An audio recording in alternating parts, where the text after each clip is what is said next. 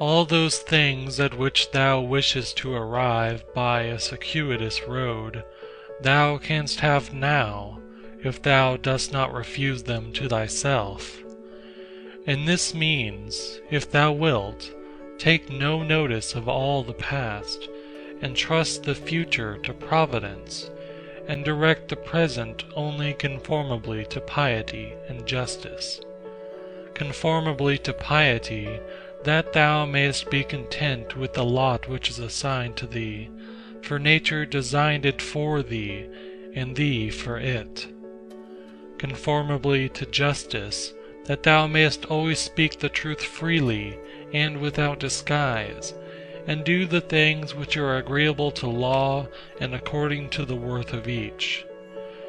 And let neither another man's wickedness hinder thee, nor opinion, nor voice, nor yet the sensations of the poor flesh which has grown about thee, for the passive part will look to this. If then, whatever the time may be when thou shalt be near to thy departure, neglecting everything else, thou shalt respect only thy ruling faculty, and the divinity within thee, and if thou shalt be afraid, not because thou must sometimes cease to live, but if thou shalt fear never to have begun to live according to nature, then thou wilt be a man worthy of the universe which has produced thee, and thou wilt cease to be a stranger in thy native land, and to wonder at things which happen daily as if they were something unexpected, and to be dependent on this or that. God sees the minds of all men bared of the material vesture and rind in impurities. For with his intellectual part alone, he touches the intelligence only which has flowed and been derived from himself into these bodies. And if thou also usest thyself to do this, thou wilt rid thyself of thy much trouble. For he who regards not the poor flesh which envelops him, surely will not trouble himself by looking after raiment and dwelling and fame and such like externals and show. The things are three of which thou art composed: a little body, a little breath, intelligence. Of these the first two are thine so far as it is thy duty to take care of them. But the third alone is properly thine. Therefore, if thou shalt separate from thyself, that is, from thy understanding, whatever others do or say, and whatever thou hast done or said thyself, and whatever future things trouble thee because they may happen, and whatever in the body which envelops thee, or in the breath, which is by nature associated with the body, is attached to thee independent of thy will, and whatever the external circumfluent vortex whirls round, so that the intellectual power exempt from the things of fate can live pure and free by itself, doing what is just, and accepting what happens, and saying the truth. If thou wilt separate, I say, from this ruling faculty the things which are attached to it by the impressions of sense, and the things of time to come, and of time that is past, and wilt make thyself like Empedocles a sphere, all round, and in its joyous rest reposing. And if thou shalt strive to live only what is really thy life, that is, the present, then thou wilt be able to pass that portion of life which remains for thee up to the time of thy death, free from perturbations, nobly and obedient to the God that is within thee. I have often wondered how it is that every man loves himself more than all the rest of men, but yet sets less value on his own opinion of himself than on the opinion of others. If then a god or a wise teacher should present himself to a man, and bid him to think of nothing, and to design nothing which he would not express as soon as he conceived it, he could not endure it even for a single day. So much more respect have we to what our neighbors shall think of us, than to what we shall think of ourselves. How can it be that the gods, after having arranged all things well and benevolently for mankind, have overlooked this alone, that some men and very good men, and men who, as we may say, have had most communion with the divinity, and through pious acts and religious observances have been most intimate with the divinity, when they have once died, should never exist again, but should be completely extinguished? But if this is so, be assured that if it ought to have been otherwise, the gods would have done it. Or if it were just, it would also be possible. And if it were according to nature, nature would have had it so. But because it is not so, if in fact it is not so, be thou convinced that it ought not to have been so. For thou seest even of thyself that in this inquiry thou art disputing with the deity, and we should not thus dispute with the gods, unless they were most excellent and most just. But if this is so, they would not have allowed anything in the ordering of the universe to be neglected unjustly and irrationally. Practice thyself even in the things which thou despairest of accomplishing. For even the left hand, which is ineffectual for all other things for want of practice, holds the bridle more vigorously than the right hand, for it has been practiced in this. Consider in what condition, both in body and soul, a man should be when he is overtaken by death. And consider the shortness of life, the boundless abyss of time, past and future, the feebleness of all matter. Contemplate the formative principles of things bare of their coverings, the purposes of actions. Consider what pain is, what pleasure is, and death, and fame. Who is to himself the cause of his uneasiness, how no man is hindered by another, that everything is opinion. In the application of thy principles, thou must be like the pancratiast, not like the gladiator.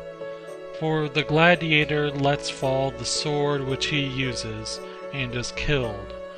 But the other always has his hand, and needs to do nothing else than use it. See what things are in themselves, dividing them into matter, form, and purpose. What a power man has to do nothing except what God will approve, and to accept all that God may give him. With respect to that which happens conformably to nature, we ought to blame neither gods, for they do nothing wrong either voluntarily or involuntarily, nor men, for they do nothing wrong except involuntarily. Consequently, we should blame nobody. How ridiculous and what a stranger he is who is surprised at anything which happens in life.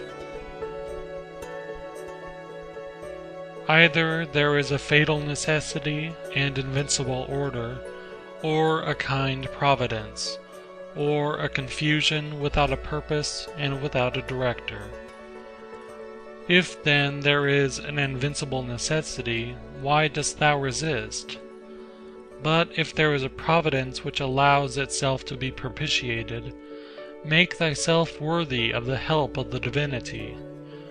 But if there is a confusion without a governor, be content that in such a tempest thou hast in thyself a certain ruling intelligence. And even if the tempest carry thee away, let it carry away the poor flesh, the poor breath, everything else, for the intelligence at least it will not carry away. Does the light of the lamp shine without losing its splendor until it is extinguished? And shall the truth which is in thee, and justice and temperance, be extinguished before thy death? When a man has presented the appearance of having done wrong, say, "How then do I know if this is a wrongful act? And even if he has done wrong, how do I know that he has not condemned himself? And so this is like tearing his own face. Consider that he who would not have the bad man do wrong is like the man who would not have the fig tree to bear juice in the figs, and infants to cry, and the horse to neigh, and whatever else must of necessity be. For what must a man do who has such a character? If then thou art irritable, cure this man's disposition. If it is not right, do not do it. If it is not true, do not say it. In everything, always observe what the thing is which produces for thee an appearance, and resolve it by dividing it into the formal, the material, the purpose, and the time within which it must end. Perceive at last that thou hast in thee something better and more divine than the things which cause the various effects, and as it were pull thee by the strings. What is there now in my mind? Is it fear, or suspicion, or desire, or anything of the kind? First, do nothing inconsiderately, nor without a purpose.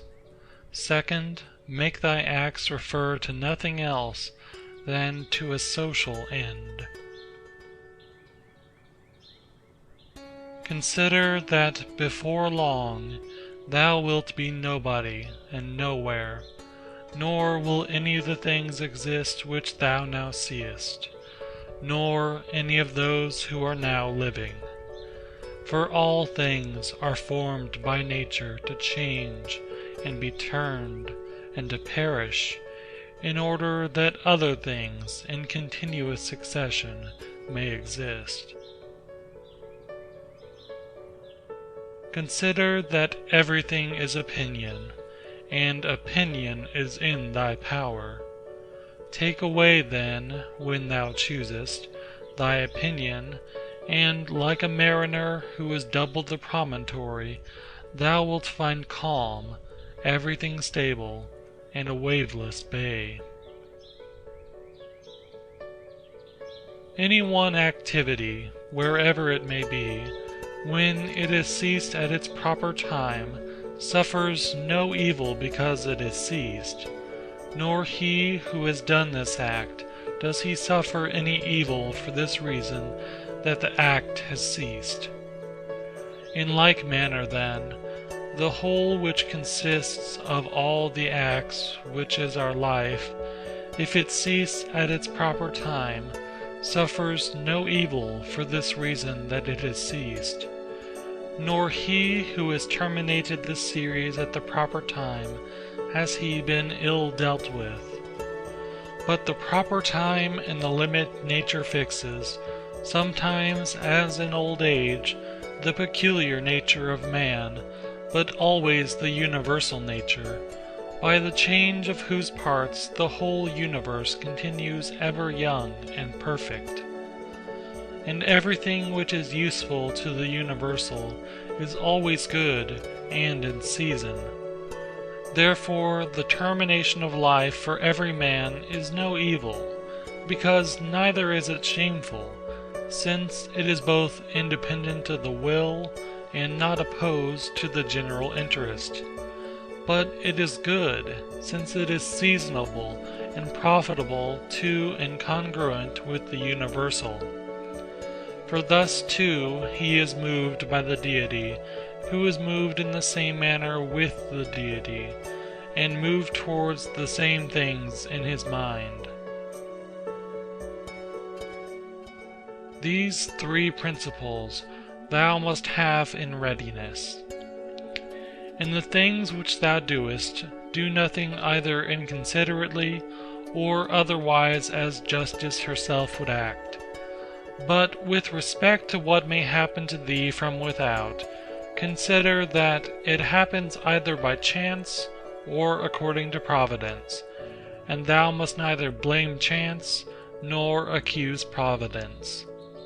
Second, consider what every being is, from the seed to the time of its receiving a soul, and from the reception of a soul to the giving back of the same, and of what things every being is compounded, and into what things it is resolved. Third, if thou shouldest suddenly be raised up above the earth, and shouldest look down on human beings, and observe the variety of them, how great it is, and at the same time also shouldest see at a glance how great is the number of beings who dwell all around in the air and the ether, consider that as often as thou shouldest be raised up, thou wouldest see the same things, sameness of form, and shortness of duration. Are these things to be proud of? Cast away opinion, thou art saved. Who then hinders thee from casting it away? When thou art troubled about anything, thou hast forgotten this, that all things happen according to the universal nature, and forgotten this, that a man's wrongful act is nothing to thee, and further thou hast forgotten this, that everything which happens always happens so and will happen so, and now happens so everywhere.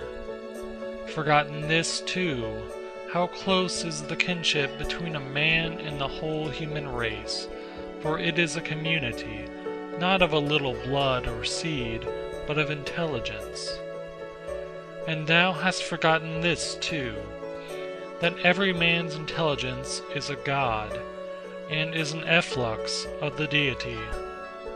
And forgotten this, that nothing is a man's own, but that his child and his body and his very soul came from the deity. Forgotten this, that everything is opinion. And lastly, thou hast forgotten that every man lives the present time only, and loses only this.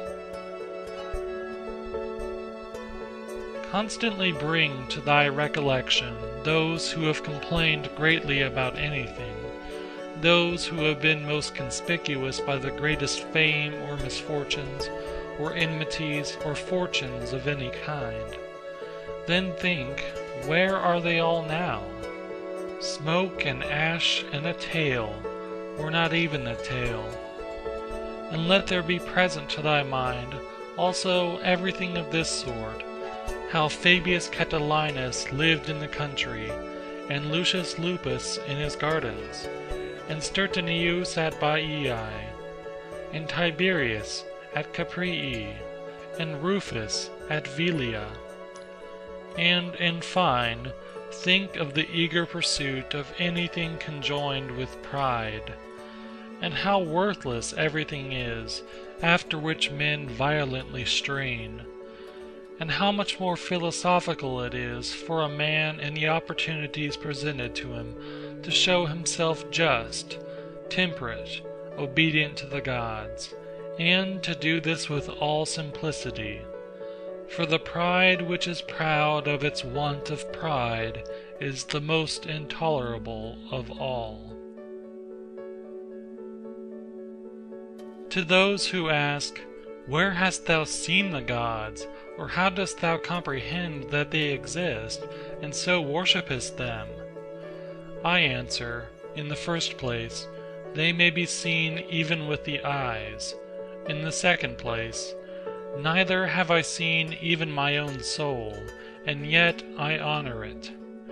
Thus then, with respect to the gods, from what I constantly experience of their power, from this I comprehend that they exist, and I venerate them. The safety of life is this: to examine everything all through, what it is itself, what is its material, what the formal part, with all thy soul to do justice and to say the truth.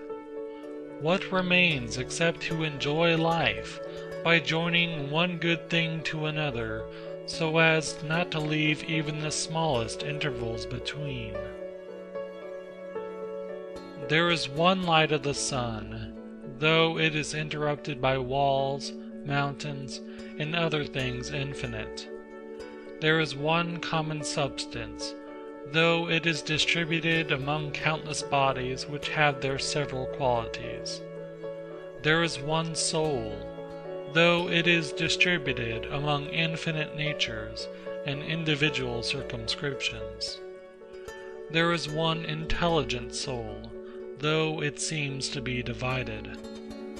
Now, in the things which have been mentioned, all the other parts, such as those which are air and matter, are without sensation and have no fellowship, and yet even these parts the intelligent principle holds together, and the gravitation towards the same.